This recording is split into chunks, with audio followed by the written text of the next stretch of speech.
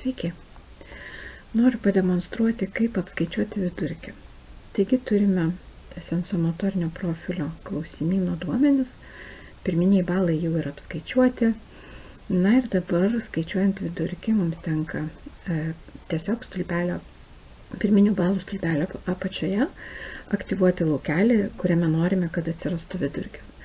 Tada Excel programos aritmetinėse funkcijose paspaudžiame štai šitą simboliuką.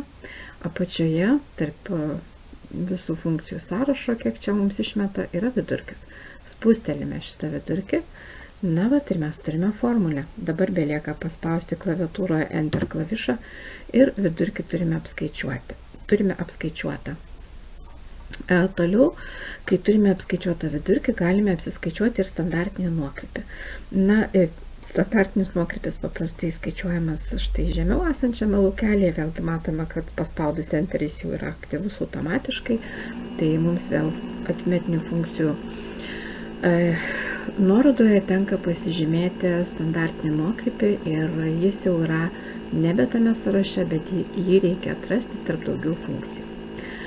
Na, standartinis nuokrypis yra gan populiari funkcija ir štai ji vadinasi sutrumpinimu tokiu. Standartinis nuokrypis anglų kalboje bus standard deviation. Tai mes ir matome tą trumpinį ST ir DEV. Spaudžiame gerai ir dabar atsiranda formulė, kurią reikės šiek tiek patikslinti.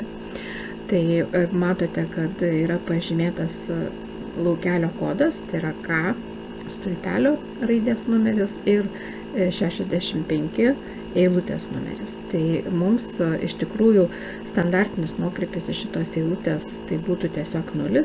Mums reikia, kad jis būtų apskaičiuotas iš viso šito stulpelio ilgio. Reiškia, mes čia įrašome pradžioje K2, nes duomenys yra nuo antros eilutės ir tarp šitų dviejų laukelio kodų dedame dvitaškio ženklelį. Na ir mums reikia pataisyti paskutinio laukelio eilutės numerį, todėl kad duomenys, kuriuos mes paimsime standartiniam nuokrypiui, baigėsi štai ties 64 eilute. Tai mums vietoj 65 reikia pakeisti į 64. Spaudžiame gerai ir turime standartinį nuokrypį.